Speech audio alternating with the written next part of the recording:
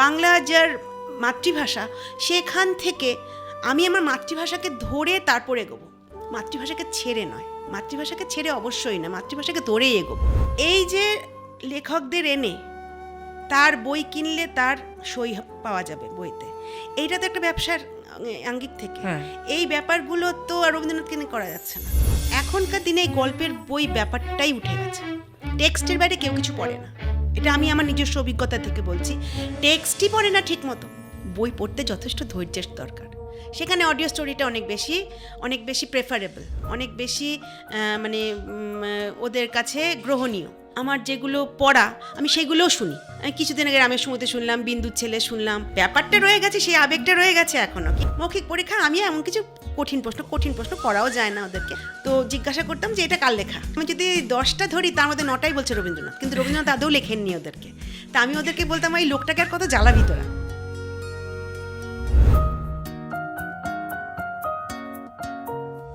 Welcome to another new episode of Student Voice Matters.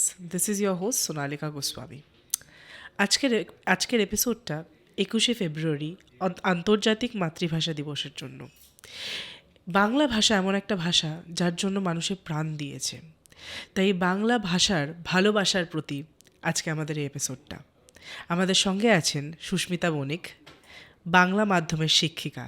Miss, thank you so much আমাদেরকে আজকে time দেওয়ার জন্য। তোমাদেরকে ধন্যবাদ আমাকে ডাকার জন্য এখানে।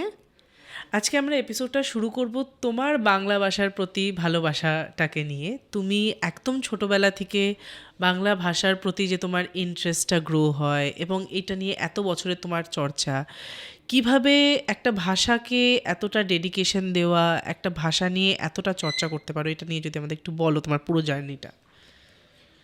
অ্যাকচুয়ালি আমি যখন মাধ্যমিকের পরে আমার সায়েন্স নেওয়া হয়েছিল, বাবা মায়ের ইচ্ছা ছিল, আমিও নিয়েছিলাম। তো আমার পড়াশোনা মোটামুটি করতাম, খুব একটা যে সায়েন্স আমার ভালো লাগতো তাও না, কিন্তু আমাদের সময় তো তোমাদের মতো নয় যে আমার ইচ্ছে কি সেটা খুব জিজ্ঞাসাও করতো না। রেজাল্ট ভালো হয়েছে, ঠিক আছে সায়েন্সই নাও, নিয়েছিলাম। তো যাই হোক, সায়েন্সের রেজাল্ট আমার ভালোই হলো না, একদমই ভালো হলো না। তো তারপরে আমি কলকাতা চলে এলাম। আমার অ্যাকচুয়ালি শিলিগুড়িতে বাড়ি, আমি ওখান থেকে এসছি। আমি কলকাতায় এলাম, আসার পরে আমার মানে স্ট্রিম পুরো চেঞ্জ হয়ে গেল। আমি শ্রী শিক্ষায়তনে ভর্তি হলাম, সেখানে ইলেকটিভ বাংলা নিয়েছিলাম আমি। আচ্ছা, আমি ছিলাম একমাত্র স্টুডেন্ট। শুনলে পরে এখন সবাই হাসবে, পুরো ক্লাসে একমাত্র স্টুডেন্ট, মানে পুরো ইয়ারে আমি একাই ছিলাম বাংলায়, দুজন টিচার মিলে আমাকে একা পড়াতেন। তো সেখানে গিয়ে পড়তে পড়তে আমি দেখলাম যে বাংলার প্রতি আমার যথেষ্ট মানে ইন্টারেস্ট বলো, ভালোবাসা, জিজ্ঞাসা সবটাই আছে। এবং তখনই আমি ঠিক করলাম যে বিএ আমি পাস করেছিলাম। পাস করার পরে আমি ফার্দার যদি পড়াশোনা করি আমি বাংলা নিয়ে করব। তখনকার মানে ওই সাহিত্যের ইতিহাস বলো বা বিভিন্ন সাহিত্য চর্চা, উপন্যাস, গল্প, ছোটোবেলা থেকে আমি উপন্যাস গল্প প্রচুর পড়েছি, লুকিয়েও পড়েছি। নিষিদ্ধ মানে দরজা খোলা যাকে বলে, বড়দের উপন্যাস, ক্লাস 7 থেকে। তো যাই হোক, একটু আধটু, সব তো হাতে পেতাম না, একটু আধটু মানে প্রেমের ব্যাপার এইগুলো পড়ে পড়ে বড় হয়েছি, ওই সময় যা হয় আর কি। যাই হোক, তারপর আমরা দেখলাম যে বেশ টানছে আমাকে বাংলা। তারপর আমার বাংলায় স্পেশাল অনার্স করলাম, এমএ করলাম, এমফিল, কিছুদিন আগে পিএইচডি, সবই বাংলা নিয়েই। আমি খুব এনজয় করছি, আমার বাংলার জার্নিটা আমি খুব এনজয় করছি। বাড়ি থেকে একটা বাংলা ভাষার চর্চা ছিল, মানে বাড়িতে কি কারো ইন্টারেস্ট ছিল যার জন্য তোমার এই ছোট ছোট ইন্টারেস্টগুলো আসা লিটারেচারের প্রতি? বাংলা বাড়িতে তো আমাদের তো পুরোপুরি বাঙালি বাড়ি, আমরা বাঙাল, আমাদের বাড়িতে বাঙাল ভাষায় মানে কথা বলা হয়। ছোটোবেলায় আমরাও বলতাম, এখনও বলি বাড়িতে। আমার মা এবং আমার মামা বাড়িতে ভীষণ গল্পের বই পড়ার নেশা আমি আমার মায়ের কাছ থেকে পেয়েছি। এই যে বাংলার প্রতি ভালোবাসা বলো, বাংলা উপন্যাস, গল্পের প্রতি যে একটা টান, ক্লাসে বসে আছি, পড়াচ্ছে, অথচ পেছনে বসে আমি গল্পের বই পড়ছি, ডাকছে বণিক বণিক করে ডাকছে, আমি কোথায় বণিক তো নেই কোথাও, বণিক তো বইয়ের ভেতরে। স্কুলে গেলে পরে প্রথমে বাংলা বই মানে তোমার কোনো একটা গল্পের বই কারো কাছ থেকে নিয়ে সেই দিনই ফেরত দিতে হবে, সুতরাং আমাকে সেই দিন ওইটা পড়তে হবে। ক্লাস পড়ে কি হবে, গল্পের বই পড়ে মানে একটা অন্য সেটাকে জগতে। সেই জগতে ঢুকতে হবে আমাকে। ও যাই হোক, এরকম ধরাও পড়েছি, প্রচুর বই নিয়েছে দিদিমণি পেছন পেছন ঘুরছি, দিদিমণি আর কোনো করবো না, আমার বই না, অন্যের বই এটা, এই সারাদিনের ঘোরাঘুরি করছি, তারপর বই নিয়ে তারপর তাকে ফেরত দেওয়া, এই সমস্ত জার্নিটা তো ছিলই। যাই হোক, তো বাংলা আমি খুব এনজয় করছি, মানে এনজয় করছি, এবং আমার খুব মানে ঈশ্বরের কাছে ধন্যবাদ যে যে কোনো কারণেই হোক দেরি করে হলেও আমি আমার পথটা খুঁজে পেয়েছি, ওটাই। আর তোমাদের সঙ্গেও তো পরিচয় আমার সেই বাংলার থ্রু ধরেই। কোনো বাংলা সাহিত্যর কেউ যে তোমাকে খুবভাবে ইনফ্লুয়েন্স করেছে, তোমাকে অনুপ্রাণিত করেছে, যার লেখা তোমার খুব ভালো লাগে? ভালো লাগা বলতে যেটা, সেটা শরৎচন্দ্রকে দিয়ে শুরু আমার। রবীন্দ্রনাথ অত বুঝতামও না, ছোট ছিলাম, অত বুঝতাম না, রবীন্দ্রনাথ বোঝার মতো গভীরতাও ছিল না আমার মধ্যে, থাকেও না, অনেকেরই থাকে না, থাকে একদম যে কারো থাকে না বলবো না, থাকে। এটা নিয়ে আমরা একটু কথা বলবো, এই রবীন্দ্রনাথের গভীরতা, এটা নিয়ে একটু কথা বলবো, আগে তুমি এটা আচ্ছা, বলে দাও। তো শরৎচন্দ্র নিয়েই শুরু আমার যাত্রা, শরৎচন্দ্র, তারপর আস্তে আস্তে বঙ্কিমচন্দ্রের লেখা খুব কঠিন, কিন্তু দেখলাম বঙ্কিমচন্দ্রের মধ্যে একবার ঢুকতে পারলে সে যে কি বিশাল একটা অজানা জগৎ, একটা মানে মানে সেই অনুভূতি নাকি কোনোদিন আগে কেউ পায়নি, সেই অনুভূতি। তারপর আস্তে আস্তে বিভূতিভূষণ, যখন আমি অনার্স পড়ছি তখন আরণ্যকে ঢুকে দেখলাম কোনো গল্প নেই, অথচ মানে উনি মানে শব্দ দিয়ে নতুন একটা মানে তৈরি করছেন, মানে ভুবন তৈরি করছেন, সেখানে যেন নতুন প্রবেশ। আরণ্যক পড়ে, মানে আমাদের অনার্সের সিলেবাসে ছিল, আরণ্যক পড়ে রাতের পর রাত কেমন যেন একটা ভেতরে একটা মানে হতো। তারপর আস্তে আস্তে তোমার এগিয়ে গেলাম। আমার তো স্কুলেই চাকরি, তুমি জানো যে আমি প্রথমে পড়াতাম, সিবিএসসি বোর্ডে পড়িয়েছি কিছুদিন, আইসিএসসিতেও পড়িয়েছি, এখন ওয়েস্ট বেঙ্গল বোর্ডে পড়াই। তো সেখানে গিয়ে সেখানকার জার্নিটাও খুব ভালো।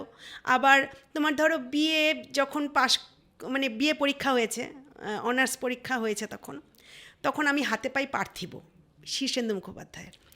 সে একটা মানে সেও একটা মানে অনাস্বাদিত একটা স্বাদ, যে একটা উপন্যাস কিভাবে মানুষের মন এবং তার মস্তিষ্ককে পুরো মানে ক্যাপচার করে নেয়। আমার মানে ক্যাপচার কথাটাই আমার মনে এলো, ক্যাপচার করে নেয়, যে আমি মানে আমার মা রান্না করছে, বাড়িতে রান্নার লোক ছিল না, মাই রান্না করতেন, আমার পরীক্ষা শেষ হয়ে গেছে, অবশ্যই আমার মাকে সাহায্য করা উচিত, আমি কিচ্ছু করছি না, আমি শুয়ে বই পড়ছি, এবং মা বকাবকি করছে, তখন আমি বইটা তখনকার জন্য রাখলাম বটে, কিন্তু আমার মন কিন্তু পড়ে আছে ওই বইয়ের ওপরে, বইটা নিয়ে, গল্পটা নিয়ে চিন্তা ভাবনা। গল্পটা না, আমি শীর্ষেন্দু আমাকে যেটাতে একেবারে পুরো অধিকার করে নিয়েছিলেন, সেটা হলো তার রচনা শৈলী। তারপর শীর্ষেন্দুর আমাকে অনেক কিছু শিখিয়েছেন, আমি যে এখন কিছুটা হলেও লিখি, কিছুটা মানে লিখতে পারি, ভাবতে পারি, এটার জন্য আমি শীর্ষেন্দু মুখোপাধ্যায়ের কাছে ভীষণভাবে ঋণী, কারণ উনি আমাকে ভাবতে শিখিয়েছেন, এভাবেও ভাবা যায়, ওভাবেও ভাবা যায়, কেমন। তারপরে এলেন হুমায়ুন আহমেদ আমার জীবনে। হুমায়ুন আহমেদের বই পড়ে অ্যাকচুয়ালি এই দুজনকে আমি পাশাপাশিই রাখবো, কাউকে এগিয়ে কাউকে পিছিয়ে রাখবো না, মানে এত একটা মোহিনী শক্তি আছে এদের দুজনের, মানে যাকে নাকি তারা ধরতে পারেন ধরেই রাখেন, সেখান থেকে বেরোনো কিন্তু খুব মুশকিল। মানে আমারও ঠিক ওই দশাই হয়েছিল, আমি যখন শীর্ষেন্দু পড়ছি, পরপর পড়ে যাচ্ছি যাও পাখি, পার্থিব, দূরবীন, কি অসাধারণ তার মানে শৈলী, ও আমি বুঝিয়েও বলতে পারবো না। তারপর যখন মিশির আলী জগতে ঢুকলাম, হুমায়ুন আহমেদের নানা রকম উপন্যাস, নানা ছোট গল্প, শুধু ছোট গল্পই না, ওনার যে আত্মজৈবনিক যে ইগুলো আছে, রচনাগুলো আছে, সেগুলো এত ইন্টারেস্টিং, এত তার মোহিনী শক্তি, আকর্ষণী শক্তি, যে যদি একবার কেউ ঢুকে যায় তার পক্ষে বেরোনো খুব মুশকিল। এরাই আমাকে শিখিয়েছে বাংলা ভাষাকে তো ভালোবাসি, আমার মাতৃভাষা, স্বাভাবিক ব্যাপার, এমন কোনো ভাষা কি আছে যার জন্য কেউ প্রাণ দিয়েছে? নেই তো, আমার ভাষাই আছে, সেই জন্য আমার গর্ব আছে প্রচুর। 1952 সালে যখন 21শে ফেব্রুয়ারি তেই আমরা বসে আছি, তো এই যে এই দিনটার জন্য যে আমার অহংকার, সেই অহংকার তো আমার কাছ থেকে কেউ কোনদিন কেড়ে নিতে পারবে না, তাই না? তো যাই হোক, এই হলো ব্যাপার, এই হলো আমার জার্নি, এবং আমি আমার বাচ্চাদেরকেও শেখাই। আমার বাচ্চা বলতে আমার ছাত্রছাত্রী, আমার নিজের ছেলে মেয়ে, সবাইকে আমি শেখাই যে বাংলা যার মাতৃভাষা, সেখান থেকে আমি আমার মাতৃভাষাকে ধরে তারপর এগোবো, মাতৃভাষাকে ছেড়ে নয়। মাতৃভাষাকে ছেড়ে অবশ্যই না, মাতৃভাষাকে ধরেই এগোবো। আমি অন্যান্য জায়গায় যাব না, কারণ আমার ভাষার মতো এত মানে সহিষ্ণু ভাষার কি আছে। দেখো, আমি কাপ, প্লেট, টেবিল, চেয়ার সবই বলছি, একটাও তো বাংলা কথা না। কিন্তু আমি তো দিব্যি এটাকে মানে নিয়ে নিয়েছি, নিজের ভাষা আত্মস্থ করে নিয়েছি, নিয়েছি, তাই হ্যাঁ। না? সুতরাং আমি এত স্থিতিস্থাপক একটা ভাষাই তুমি কোথায় পাবে? এই হলো ব্যাপার। বাংলার মতো এত মহান ভাষা কি আছে আর আদৌ? তুমি শরৎচন্দ্রের কথা বলে, আমি কিছুদিন আগে এটা একজনের সাথে কথা বলছিলাম যে শরৎচন্দ্র একটা মেয়ের মন, একটা মহিলার মন তখনকার দিনে যতটা বুঝতো, এটা মানে সেটা পরিণীতা হোক বা মেজদি হোক, মানে একটা মহিলার মনটা, একটা মহিলার মনে কত রকমের কমপ্লেক্স ফিলিং আছে সেগুলোকে তুলে ধরা, তখনকার দিনে সংসারে কিভাবে মহিলারা মানে এগোতো।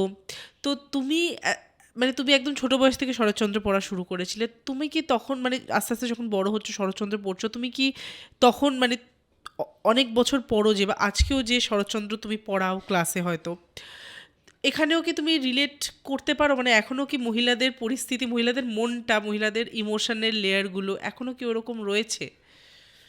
শোনো, মহিলাদের অবস্থানে আমি যাচ্ছি না, সেটা অনেক বেশি মানে বিতর্কের ব্যাপার হ্যাঁ। তখনকার না এখনকার। মানে একটা মেয়ে কি ফিল করতে পারে, একটা মেয়ে না, কিরকম ভাবে ফিলিংস তো ভাবতে পারে চিরন্তন, রিলেশন? ফিলিংস তো চিরন্তন। মায়ের মানে শরৎচন্দ্র সাধারণত সাধারণ মেয়েদেরকে নিয়ে লিখেছেন, অসাধারণ কোনো মেয়েকে নিয়ে তিনি লেখেননি খুব একটা।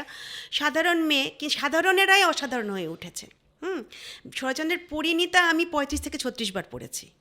হ্যাঁ, আর দত্তা পড়েছি প্রায় 20-22 বার পড়েছি, প্রচুর। মানে শরৎচন্দ্র আমার গুলে খাওয়া যাকে বলে। মানে তখন আমার এখনও যে আমি শরৎচন্দ্রের এত কিছু পড়া সত্ত্বেও আমি যখন আবার যে কোনো একটা মেজদি, রামের সুমতি পড়তে বসি, তখন কিন্তু পুরোটাই পড়ে উঠি।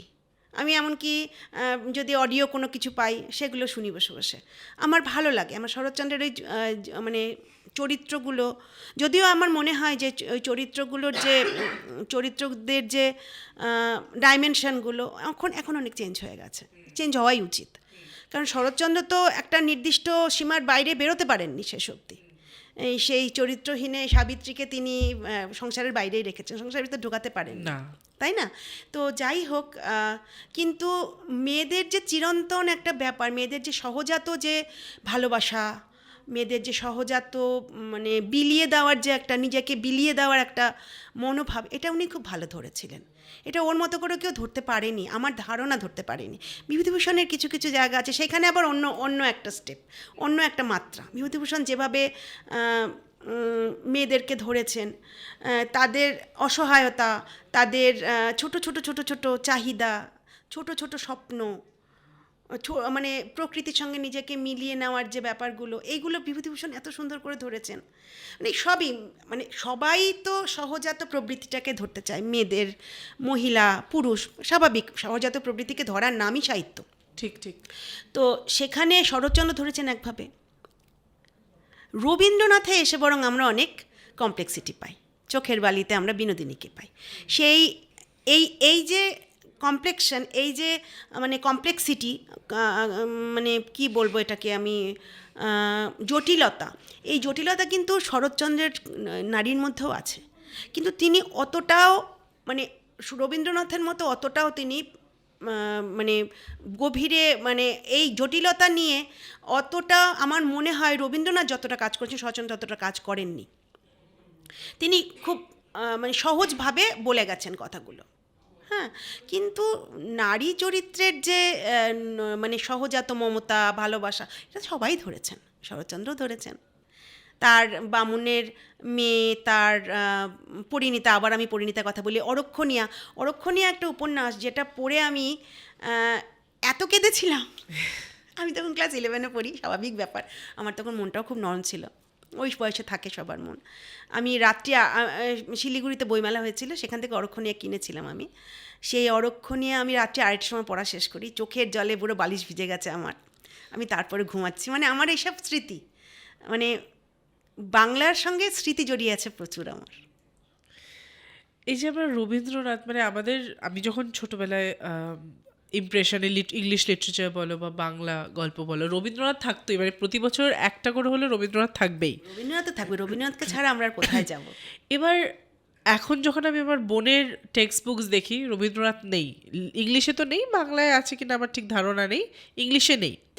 এবং যেটা সবথেকে অবাক করে আমাকে সেটা হচ্ছে এই বছর আমার বইমেলায় যে যাওয়া হয়ে ওঠেনি, কিন্তু আমি প্রতি বছরই যাই, গত বছর গেছি, তার আগের বছর গেছি। লাস্ট 3-4 বছরে আমি রবীন্দ্রনাথ, একটা যদি আমি ছোট গল্পের রবীন্দ্রনাথের বই খুঁজে আমি পাচ্ছি না, মানে বড় বড় দোকানগুলোতে তো নেইও, ছোট ছোট দোকান খুঁজে খুঁজে একটা দোকানে আমাকে তাও দিতে পারলো ওরা রবীন্দ্রনাথ। এবং আমি জিজ্ঞেস করলাম যে এরকম অবস্থা কেন, কারণ আগে ছোটোবেলায় যখন যেতাম রবীন্দ্রনাথ প্রতিটা দোকানেই রবীন্দ্রনাথ আছেই, লিটারেচার বই বিক্রি হচ্ছে মানে রবীন্দ্রনাথ আছে, কিন্তু এই যে স্কারসিটি, মানে রবীন্দ্রনাথ পাওয়া যাচ্ছে না, এটার কি কারণ হতে পারে? কি মানুষ কি এখন, মানুষের প্রেফারেন্স চেঞ্জ হচ্ছে, নাকি এত এখন নতুন নতুন লেখক লেখিকারা আসছেন যে রবীন্দ্রনাথ টাইমের সাথে ম্যাচ করছে, হয়তো রেলেভেন্স কমে যাচ্ছে? তোমার কি মনে হয়? না, রবীন্দ্রনাথের রিলেভেন্স আমার মনে হয় না কোনোদিন কমবে। কারণ আমি অনেক দিন আগে একটা কথা শুনেছিলাম যে আমাদের জীবনের এমন কোনো পথ, এমন কোনো মোড় নেই যেখানে রবীন্দ্রনাথ নেই। তুমি দেখবে রবীন্দ্রনাথের গান, রবীন্দ্রনাথের কবিতা, তোমার মন খারাপ, রবীন্দ্রনাথের কবিতা আছে। তোমার মন অন্য কোনো একটা নির্দিষ্ট কারণে খারাপ, তার জন্য তার কবিতা আছে, গান আছে, তার লেখা আছে। তোমার মন খুব ভালো, খুব আনন্দ হচ্ছে, তার জন্য রবীন্দ্রনাথ আমাদের জীবনের পরতে পরতে মিশিয়ে আছেন। ব্যাপারটা হচ্ছে কি, যে রবীন্দ্রনাথকে নিয়ে লেখালেখি, রবীন্দ্রনাথকে নিয়ে আলোচনা কিন্তু এখনও কিছু মাত্রায় কমে না। আমরা যত আমরা আমরা পিএইচডি করেছি যখন, তার কাজেই বিশ্ববিদ্যালয়ের সঙ্গে কিছুর হলেও তো যোগাযোগ আছে, এখনও আছে।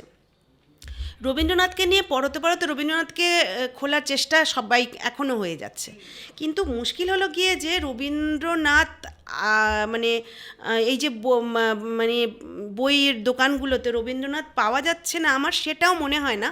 কিছু কিছু জায়গায় মানে বইমেলার কথা বলছি, যেখানে প্রচুর নতুন নতুন বই হ্যাঁ, আসছে। নতুন নতুন বইয়ে দেখো, এখন বইমেলা তো এখন পুরোই দৃষ্টিকোণটা চেঞ্জ হয়ে গেছে। আমি এবার বইমেলা গেছিলাম, প্রতিবারই যাই, একবার করে হলেও যাই। এই যে লেখকদের এনে তার বই কিনলে তার সই পাওয়া যাবে বইতে, এইটা তো একটা ব্যবসার আঙ্গিক থেকে। এই ব্যাপারগুলো তো আর রবীন্দ্রনাথকে নিয়ে করা যাচ্ছে না, তাই না? পুরনো যারা নেই তাদেরকে নিয়ে তো করা যাচ্ছে না। কাজে সেই সব দিক দিয়ে দেখতে গেলে কিছু কিছু স্টলে হয়তো রবীন্দ্রনাথকে রাখা হয় না, কারণ তারা তাদের ব্যবসার ব্যাপারটা বোঝে। আর তাছাড়া নতুন নতুন তো লেখালেখি অনেকেই করছে, প্রচুর লেখক এসে গেছে, লেখিকা এসে গেছে। আর তার সবচেয়ে বড় কথা হলো গিয়ে বইমেলা গিয়ে একটা জিনিস দেখবে তুমি, নতুন নতুন প্রচুর লেখক লেখিকা বেরোচ্ছে। হয়তো তারা রেগুলার লেখে না, এই বছরই বেরোলো, আগামী বছর হয়তো বেরোবেও না, কিন্তু সেই বছরে বেরোলো যে সে নিজের ক্যাম্পেইন করছে, স্বাভাবিক ব্যাপার। ঠিক, তোমারটা তো আমারটা তো তুমি করে দেবে না, তোমারটা আমি করবো না। এখন হলো গিয়ে নিজের বিজ্ঞাপন করার জন্য রবীন্দ্রনাথের তো আর কেউ, রবীন্দ্রনাথের বিজ্ঞাপন দরকার, মানে রবীন্দ্রনাথ নিজের ক্যাম্পেইন করতে পারছে না, এটাও ব্যাপার, এটা একটা কথা। তারপরে আমি এবার রবীন্দ্রনাথের সঞ্চয়িতা কিনলাম, দেশ থেকে বা মিত্র ঘোষ থেকে কিনলাম। হ্যাঁ, পাওয়া যায় না তা না, তুমি হয়তো যদি রবীন্দ্রনাথের কোনো একটা বইয়ের নাম ধরে বলো, হয়তো ওটা পাওয়া যাবে, হয়তো ওটা বাইরে করা নেই বা কোথাও। আমি রবীন্দ্রনাথের ছোট গল্প খুঁজছিলাম, বা আমি মানে আমরা যেরকম আগে গিয়ে মানে ছোটবেলায়, তোমাদের ছোটবেলায় যেটা হয়েছে তার চেয়ে এখন অনেক চেঞ্জ হয়ে গেছে, বইয়ের জগৎটাই চেঞ্জ হয়ে গেছে এখন। হ্যাঁ, কিন্তু রবীন্দ্রনাথ থাকবেন, রবীন্দ্রনাথ আমাদের এতেই থাকবেন, মননে থাকবেন, সবসময় থাকবেন। আমার মনে হয় যে রবীন্দ্রনাথকে নিয়ে চর্চা সবাই তো পারে না করতে, এটা তো সত্যি কথা। রবীন্দ্রনাথকে সবাই বুঝবেও না।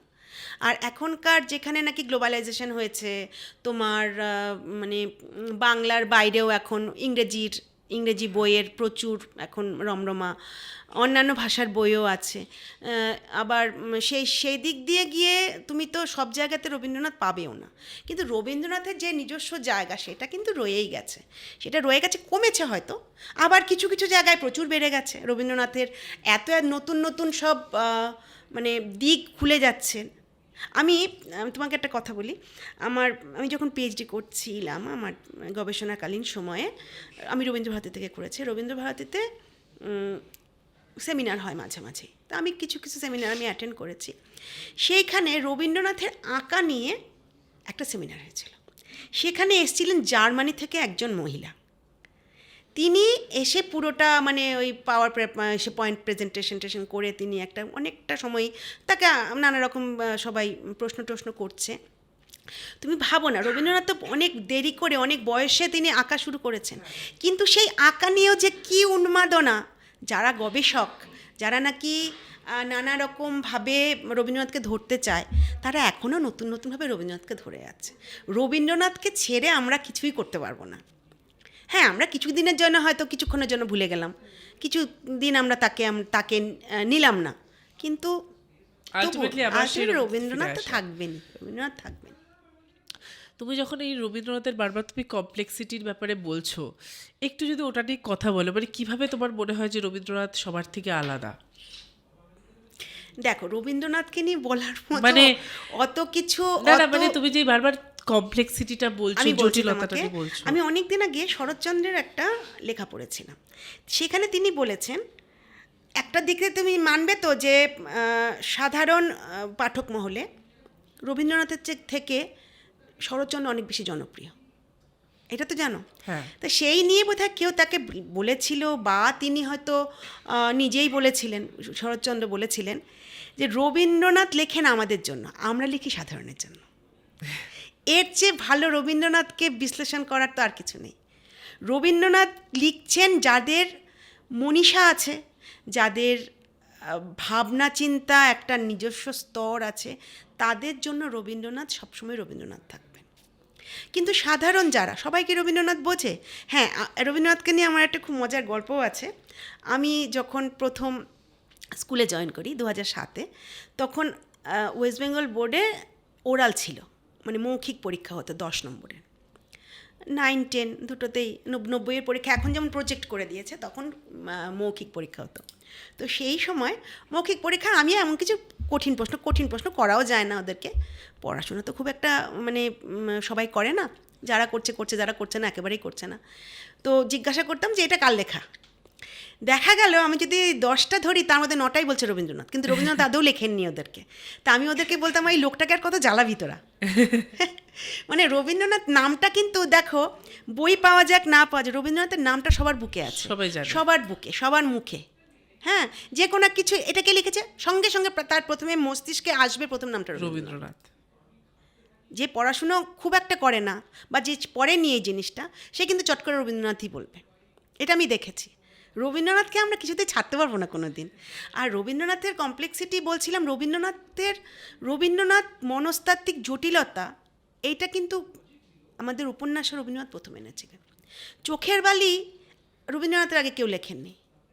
মানে সেই যে একটি মেয়ে বিধবা হয়ে গেল, তারপরে তার যে চাহিদা, তার যে ডিজায়ারগুলো, সে তার আশালতা, মানে যার সঙ্গে তার বিয়ে ঠিক হয়েছিল, সে অন্য একজনকে বিয়ে করেছে, সে বিধবা হয়ে তার সংসারে এলো, সে যে আশার যে মানে সুখ, সে তার যে বিবাহিত জীবন, তার কাছে কোথাও সহ্য হচ্ছে না। এই যে কমপ্লেক্সিটি, এটা কিন্তু লেখার সাহস কেউ পাননি আগে। এখান দিয়ে তো রবীন্দ্রনাথই, তাই না? এই হলো ব্যাপার, রবীন্দ্রনাথ সবসময় রবীন্দ্রনাথই থাকবে। আজকাল যে ছেলেমেয়েরা, মানে সবাই বলছে যে ল্যাঙ্গুয়েজের থেকে দূরে, বাংলা ভাষার থেকে তারা দূরে হয়ে যাচ্ছে, তারা বাংলা বলতে চায় না। কিন্তু আমি যতটা দেখি, ইন্টারনেটের মাধ্যমেই হোক বা কাকে আমি ক্রেডিট দেবো ঠিক জানি না, কিন্তু আমাদের ছোটোবেলায় কিন্তু আমরা অতটা 21শে ফেব্রুয়ারি নিয়ে চর্চাটা করতাম না, বা আমাদেরকে অতটা বলা হয়নি। আজকাল কিন্তু সেটা অনেক করা হয়, আমি দেখছি। মানে লোকে যতই বলুক যে ছেলেমেয়েরা ভুলে যাচ্ছে, বাংলা ভাষাকে বলতে যাচ্ছে না, আমি বলবো এই ইন্টারনেটের জন্য হোক বা এই মিডিয়ার মাধ্যমে হোক, আজকাল ছেলেমেয়েরা কিন্তু এই 21শে ফেব্রুয়ারি নিয়ে বা বাংলা ভাষাটাকে নিয়ে অনেক বেশি অ্যাওয়্যার। তারা বলতে চায় কি চায় না সেটা হয়তো ব্যক্তিগত ব্যাপার তাদের, কিন্তু তারা কিন্তু জানে জিনিসগুলো, যেগুলো আমরাও হয়তো ছোটোবেলা অনেক পরে জেনেছি। তো তোমার কি মনে হয় এই লিটারেচারের সঙ্গে, বাংলা লিটারেচার বা বাংলা ভাষার সঙ্গে তুমি যে আজকাল ছাত্রছাত্রীদের পড়াচ্ছ, তারা কিরমভাবে যুক্ত আছে, কতটা যুক্ত আছে? অ্যাকচুয়ালি দেখো, আমি পড়াই মফস্বলের দিকে, গ্রামে। সেখানে অ্যাওয়ারনেসটা কম। সেখানে যে বাংলা ছেড়ে অন্য ভাষায় যাব সেরকম ব্যাপার কিন্তু নেই। সেখানে বাংলা নিয়েই পড়ে আছে তারা। হ্যাঁ, কিন্তু সাহিত্য পড়া কিন্তু কমে গেছে আজকাল। সাহিত্য আজকাল প্রায় মানে টেক্সটের বাইরে, এই যে আমি ছোটোবেলায় গল্প করছিলাম আমার যে গল্প বই পড়ার জন্য কত বকা খেয়েছি, কত যে শাস্তি পেয়েছি, তাও কিন্তু গল্প বই আমাকে ছাড়েনি। কিন্তু এখনকার দিনে এই গল্পের বই ব্যাপারটাই উঠে গেছে, টেক্সটের বাইরে কেউ কিছু পড়ে না। এটা আমি আমার নিজস্ব অভিজ্ঞতা থেকে বলছি, টেক্সটই পড়ে না ঠিক মতো, টেক্সটের বাইরে পড়ার তো ব্যাপারই নেই কোনো। কেমন আমাদের কিছু, অথচ দেখো কিছুদিন আগে আমাদের স্কুলে বইমেলা হয়েছিল, সেইখানে কিন্তু বাচ্চারা প্রচুর বই কিনেছে। তার মানে কি, ওদের ইচ্ছে আছে কিন্তু ওরা সুযোগ পায় না বলে করতে পারে না। এটা আমি গ্রামের, পায় না কেন, এটা আমি গ্রামের কথা বলছি। গ্রামে তো অ্যাকচুয়ালি লাইব্রেরিও কম, তোমার বাইরের বই পড়তে গেলে পরে তাদের মানে সেরকম যে জায়গা, সেই জায়গাটা তারা পাচ্ছে না, কিন্তু শহরে সেটা নেই। কিন্তু আমার মনে হয় গল্পের বই পড়ার একটা পাঠক শ্রেণী হয়েছে এখন, প্রচুর পাঠক শ্রেণী একটা আছে। আমি বিভিন্ন গ্রুপে যুক্ত আছি, সেখানে আমি দেখি কত বিদগ্ধ প্রশ্ন করে সবাই, মানে যে সমস্ত নাকি আমাদের চট করে আমাদের মাথায় আসবে না এইরকম প্রশ্নও করে। কিন্তু সেখানে একটা গ্রুপে প্রশ্ন করলো, তো উত্তর দিল, ধরো বলল যে অমুক একটা গল্প মনে আসছে না, কিছুতেই মনে আসছে না, সে দেখা গেল এটা কি গল্প বলতে পারেন। আমি নিজে একবার করেছিলাম, ছোটোবেলায় পড়েছিলাম বইমেলায়, আনন্দমেলায়, একটা ইয়েতে পুজোবার্ষিকীতে।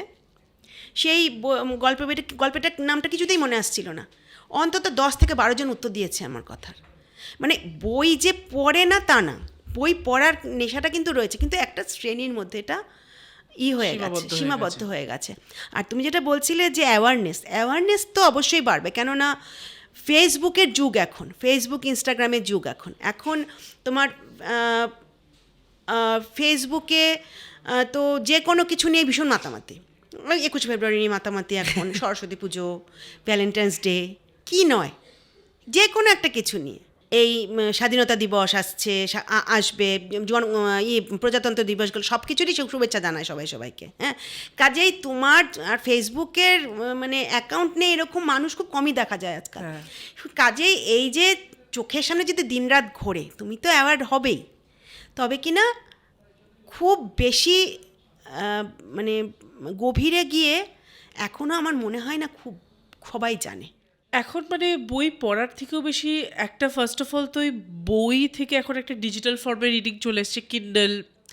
তার থেকেও বড় কথা, প্রত্যেকটা গল্প তো দূরে রাখো, তুমি যদি একটা নিউজ আর্টিকেলও পড়ো, তুমি দেখবে ওপরে মানে ডিজিটাল নিউজ আর্টিকেল ওপরে একটা অডিও স্টোরি দেওয়া থাকে, লোকে নিজের নানা কাজ করতে করতে শুনে যাচ্ছে গল্পটা। তো সেইখানে ওই পড়ার অভ্যেসটাও কি চলে যাচ্ছে? পড়ার অভ্যেস কমে গেছে অনেক, এটা তো সত্যি কথা। পড়ার অভ্যেস দেখো, আমি নিজেকে দিয়ে বলি, আমি যে নাকি এত বই পড়তাম আগে, বয়সের সঙ্গে সঙ্গে হয়তো হয়েছে এটা, আমার পড়ার অভ্যেস অনেক কমে গেছে। এখন আমি কিন্তু অডিও স্টোরি বেশি শুনি, আমার যেগুলো পড়া আমি সেগুলোও শুনি।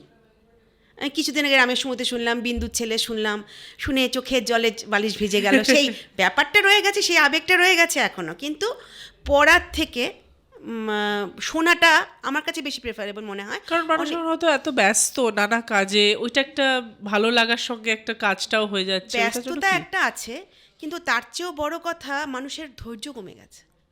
বই পড়তে যথেষ্ট ধৈর্যের দরকার, সেখানে অডিও স্টোরিটা অনেক বেশি প্রেফারেবল, অনেক বেশি মানে ওদের কাছে গ্রহণীয়।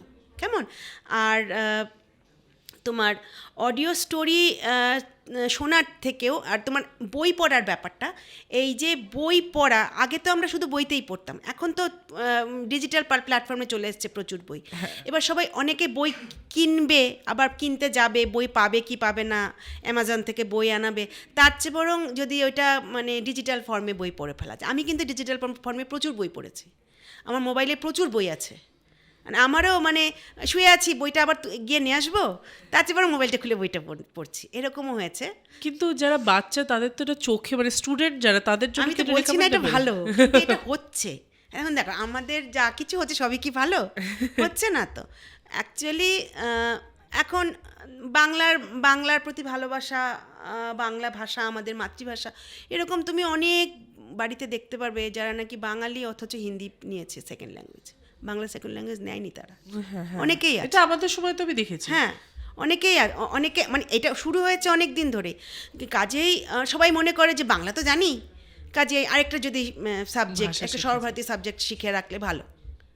হ্যাঁ, কাজে এখানে হয়ে গেছে, এখানে একটা মানে তোমার ক্যারিয়ারিস্টিক ব্যাপার, মানে ক্যারিয়ারের ব্যাপার চলে আসে যে আমি তো বাংলা জানি, যে বাংলা আমি কতটা জানি সেটা একটা প্রশ্নের ব্যাপার, কিন্তু যেহেতু মাতৃভাষা, হ্যাঁ বাংলা তো আমি জানি, হ্যাঁ হ্যাঁ, সুতরাং অন্য একটা ভাষা শেখা সেটাও খুব একটা খারাপ আমি বলি না, কিন্তু তবু আমার মনে হয় যে বই পড়া এখন ডিজিটালাইজেশন হয়েছে, অডিও গল্প শুনছে, কিন্তু বই পড়া কোনো দিন কমে যাবে না, একটা লিমিটেড হয়ে যাবে কিছুটা, কিন্তু যারা পড়ে তারা পড়েই, এখনও পড়ে, হয়তো কিছুদিনের জন্য তাদের নেশাটা চলে যায়, যেমন আমার গেছে, আবার যখন একটা বই ধরি যেটা নাকি খুব ভালো লাগছে সেটা কিন্তু পড়তে বেশি কোনো সময় নেই না। কিন্তু নতুন প্রজন্ম যে আসছে তারা কি ওই শ্রেণীতে ঢুকছে যারা বই পড়ে? না, নতুন প্রজন্ম কিন্তু বই পড়ছে না বেশি, মানে আমি সবার কথা বলছি না, আমি জেনারেলাইজ করছি না, কিন্তু ম্যাক্সিমামই, বিশেষ করে শহরের বাইরে মফস্বলের বাচ্চাদের নিয়ে আমার কাজকর্ম, আমি বহুদিন ধরে 18 বছর ধরে আমি পড়াচ্ছি ওখানে, কাজে ওখানে আমি দেখতে পাচ্ছি বই পড়ার কিন্তু খুব কম। হতে পারে আমার অঞ্চলে এরকম, পাশের অঞ্চলে কিছু বাচ্চা কি পড়ে না, একদম পড়ে, হ্যাঁ, ওরা কিন্তু পড়াচ্ছে, গল্পটা শুনতে ভালোবাসে। আমার কোনো ফ্রি ক্লাসে, মিস গল্প বলো, মিস তুমি বলো ওই গল্পটা বলো, এই গল্পটা বলো, একটা গল্প বলো মিস, আমি তখন কি করি, গুগলে কোনো একটা গল্প বার করে পড়ে শোনাই ওদেরকে। আমার মনে হয় পড়ছে না, কিন্তু জানা তো দরকার, মানে এই যে গল্প পড়ার একটা নেশা, এই নেশাটা ঢুকিয়ে দিতে পারলে কারোর মধ্যে, তাহলে কিন্তু আর কোনো সমস্যা হয় না। আমার এক কলিগ আছে, আমার সঙ্গে চাকরি করেন, ওর বাচ্চাটা, ওর ছেলে, ও যে কি বই পড়ে তুমি বিশ্বাস করবে না, ক্লাস 4-এ উঠলো বোধহয়, অসম্ভব বই পড়েও। আমি ওকে ঠাকুরমার ঝুলি একটা দিয়েছিলাম, আমার বাড়িতে ছিল, আমি ওকে ঠাকুরমার ঝুলিটা দিয়েছি ওকে, সেই গল্প মানে পড়ার ফাঁকে বই পড়ছে, খেতে যাবে বই পড়ছে, বিছানায় গিয়ে বই পড়ছে, আমাকেও বলছে হ্যাঁ তুমি বই দিয়েছো, পড়াশোনা করছে না, যে করার দরকার নেই, যে গল্পের বই পড়ার নেশাটা, এই নেশাটা ওর মধ্যে আমি ঢুকাতে পেরেছি, এটা যথেষ্ট, এই জিনিসটা থাক, তাহলে দেখবে অ্যাকচুয়ালি দেখো বইয়ের মতো বন্ধু তো আমাদের কেউ নেই আর, এইটা তো সবাই মানবে যে বই পড়াশুনো তোমাকে কখনো ধোকা দেবে না, বন্ধুবান্ধব ধোকা দেবে, সব কিছু দেবে, কিন্তু বই তুমি যে জ্ঞানটা তুমি নিজে অর্জন করলে, সেই জ্ঞান তোমাকে কখনো ধোকা দেবে না। ঠিক কথা, তাই না? যে বই আমাদের সবচেয়ে বড় বন্ধু। হয়তো আমরা কিছুটা বই থেকে সরে গেছি, কিন্তু আমি বিশ্বাস করি যে বইয়ে আমরা ফিরতেই হবে আমাদের। আমি যখন মানে তোমাকেও জিজ্ঞেস করলাম যে বই পড়ার প্রবণতা, অভ্যেসটা লোকের মধ্যে কমে যাচ্ছে, কিন্তু আহেরানি যদি আমরা দেখি সেটা হচ্ছে বইমেলায় কিন্তু প্রচুর ভিড় হয়, মানে আজ থেকে 10 বছর আগেও যতটা না ভিড় হতো তার থেকে 3 গুণ বেশি ভিড় এখন হয়। এইটার একটা কারণ কি জানো তো, বললে হয়তো অনেকে রেগে যাবে, বইয়ের ছবি দেওয়াটাও কিন্তু একটা বড় ব্যাপার, যে আমি এতগুলো বই কিনেছি বলে ছবি দিলাম, তার মধ্যে কতগুলো বই যে কেউ পড়ে আমরা তো সেই খবরটা রাখি না। আর বইমেলা গিয়ে সবাই বই কেনে না, অনেকেই কেনে, যাদের বই কেনার অভ্যেস, যেমন আমার বই কেনার অভ্যেস, আমি কিনবই, আমার কিন্তু সেই অনুযায়ী পড়া হয় না। আমি যে নিয়ে আসছি বাড়িতে, আমার দেখা যাবে যে 2-1টা বই এখনও 3-4 বছর আগে কিনেছিলাম, বই পড়া হয়নি, রয়ে গেছে, সেটা আবার এরকম প্রচুর হয়। হ্যাঁ, হয় না? এবার কেনার অভ্যেসটা একটা যাদের আছে তাদের বইমেলার, আর সবচেয়ে বড় কথা বইমেলা একটা আলাদা জগৎ, চারপাশে বই, তাই না? আর এটা একটা ইয়ে হয়ে গেছে, এটা একটা ফ্যাশনও হয়ে গেছে আজকে বইমেলা যাওয়া। এবার বইমেলা গিয়ে আমার খুব খারাপ লাগে এক এক সময়। আমি এবারে বইমেলা গিয়ে দেখলাম এক জায়গায় কুইজ হচ্ছে, সেখানে গাদাগুচ্ছের ভিড়। হ্যাঁ, খাবারের দোকানে ভিড় তো তুমি ছেড়েই দাও, ওটা তো তুমি খাবে, বেশ কিছুক্ষণ হাঁটাহাঁটি করলে তোমার খিদে পাবেই। আবার অনেকে দেখি যে বাড়ি থেকে খাবার দাবার নিয়ে যায়, পেপার পেতে বসে বেশ পিকনিকের মতো খাওয়া দাওয়া হচ্ছে। দেখো সবার নিজস্ব ব্যাপার আছে, সবার নিজস্ব চিন্তাভাবনা আছে, এখানে আমাদের কিছু বলার নেই। তবে বইমেলা চেঞ্জ হয়ে গেছে, আগের চেয়ে অনেক বেশি চেঞ্জ হয়ে গেছে, অনেক বেশি বইমেলার ব্যবসায়িক হয়ে গেছে। এটা বলতে হতেই হবে, না হলে চলবেও না। আগেকার মতো তো আর যুগ নেই, এখন তো সবটাই মানে প্রফেশনাল কম্পিটিশনের মার্কেট, সবটা হবেই। কিন্তু তবুও বইমেলা থাকবে, আমরাও থাকবো, আমরা গিয়ে খাবো, আবার বই পড়বো, আবার বই কিনবো, আবার বই পড়বো না, কিন্তু আবার বই কিনবো, আবার বইমেলা যাবো। আমরা একদম শেষে চলে এসেছি পডকাস্টের। বেশ আজকে যে দিনটার জন্য এপিসোডটা করা, 21শে ফেব্রুয়ারি যেসব স্টুডেন্টরা জানে না তাদেরকে যদি ছোট্ট করে বলতে হয় দিনটার সিগনিফিকেন্সটা, তো কীভাবে তুমি বলবে? দেখো, 21শে ফেব্রুয়ারি নিয়ে বলতে গেলে তো মানে রাত কাবার হয়ে যাবে। যাই হোক, আমাদের যখন পূর্ব বাংলা, পশ্চিম মানে পশ্চিম পাকিস্তান, পূর্ব পাকিস্তান এগুলো সব যখন হয়ে গেল, তখন তো ওরা পশ্চিম পাকিস্তানের লোকেরাই তো করতো, বাংলাদেশ পূর্ব পাকিস্তান হয়ে গেছিলো। তো ওই সময়টায় তো উর্দু ভাষাটাকে ওরা অফিসিয়াল ভাষা করার জন্য উঠে পড়ে লেগেছিল। কিন্তু যারা বাঙালি, যারা নাকি বাংলা ভাষায় কথা বলে, যারা বাংলা ভাষার স্বপ্ন দেখে, তারা বলেছিল যে না, বাংলা ভাষাকে আমরা কিছুতেই উর্দু ভাষাকে রাষ্ট্রভাষা করতে দেবো না, অন্তত বাংলাদেশে করতে দেবো না। তো সেই জন্য বিশ্ববিদ্যালয়ের কিছু ছেলে তারা আইন মানে পুলিশের বিরুদ্ধে বিদ্রোহ করে মিছিল টিছিল করেছিল। ওই সময় পুলিশের গুলিতে বেশ কয়েকজন মারা যায়, এবং সেটা ছিল এই 21শে ফেব্রুয়ারির দিনটাই। 1952 সালের 21শে ফেব্রুয়ারিতে এই ঘটনা ঘটেছিল, এবং সেটা নিয়ে পুরো তোলপাড় হয়ে গেল। আর তারপর শেষ অবধি পশ্চিম পাকিস্তানের যে সরকার, সে বাধ্য হলো 1956 সালে গিয়ে বাংলাকে বাংলাদেশের রাষ্ট্রভাষা করতে। তারপরে আমরা তো জানি যে 1999 সালে ইউনেস্কো করলো এটাকে, মানে এই যে আন্তর্জাতিক ভাষা দিবস হিসেবে এটাকে মান্যতা দিল।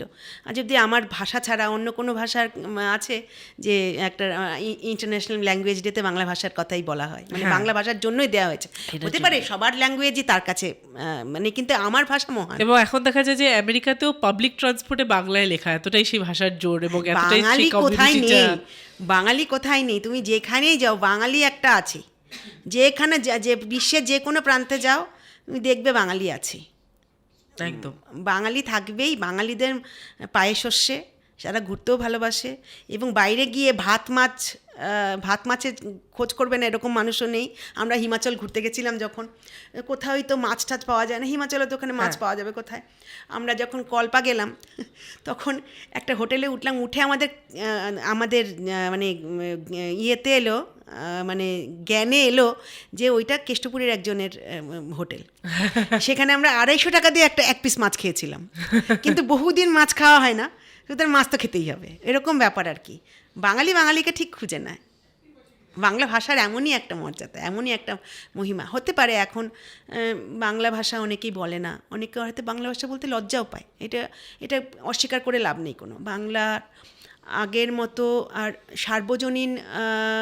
সার্বজনীনতা বাংলা আস্তে আস্তে বেশ মাঝখানে তো বেশি হয়েছিল। এখন আবার এই যে ডিজিটাল প্ল্যাটফর্মের জন্য কিন্তু বাংলা ভাষা অনেক বেশি আবার মান্যতা পাচ্ছে। মানে মানুষের মধ্যে মান্যতা তো ছিলই, তার ভাষার নিজে আর কি করবে, ঠিক মান্যতা পাচ্ছে। তুমি দেখবে আগে অনেকেই ইংরেজিতে টাইপ করতো বাংলা, কিন্তু এখন অভ্রতে অনেকেই বাংলায় টাইপ করছে। এই জিনিসটা আমার এত ভালো লাগে। অনেকেই দেখবে 2 দিন আগেও সে ইংরেজিতে টাইপ করছিল বাংলা ভাষা, কিন্তু সে বাংলা টাইপ করছে। এখন ভুল হচ্ছে, হোক, কিন্তু বাংলায় চেষ্টা করছে। হয়তো সে বাংলা অক্ষরে পারছে না করতে, যেমন প্রভাত একটা আছে যেটার মধ্যে আমি করি, সেটা তো বাংলাতেই করতে হয়, কিন্তু অভ্রতে যেটা ইংরেজিতে করে বাংলায় আসছে সেটা কিন্তু অনেকেই করছে। এবং আমি আজকাল ফেসবুকে আমি দেখতে পাই প্রচুর মানুষ বাংলায় লিখছে। এইটা আমার কাছে ভীষণ ভালো লাগে। একটা ভাষা কোনোদিন মানে আমাদের ভাষা কোনোদিন মরে যাবে না। যেমন কেননা তো এক নম্বর কথা আমি প্রথমেই বললাম যে ভীষণ সহনশীল ভাষা। সব ভাষার আইন, আক্কেল, কেচ্ছা, কিতাব এগুলো তো একটা বাংলা শব্দ নয়। হ্যাঁ, মাইক বাংলা শব্দ তো নয়, কিন্তু আমরা সবই বাংলার মধ্যে ঢুকিয়ে নিয়েছি। হ্যাঁ, এরকম একটা সহনশীল ভাষা এবং এরকম একটা নমনীয় ভাষা, এই ভাষার কি কোনোদিন কোনো অন্ত হতে পারে? আমি তো বিশ্বাস করি না। Thank you so much miss, আমাদেরকে টাইম দেওয়ার জন্য। এত সুন্দর সুন্দর কথা, এত লিটারেচারের ব্যাপারে আমরা জানতে পারলাম এই এপিসোডে। Thank you so much. তোমাদেরকে অনেক ধন্যবাদ। তোমরা ভালো থেকো, সবাই ভালো থেকো, বাংলা বেঁচে থাকো।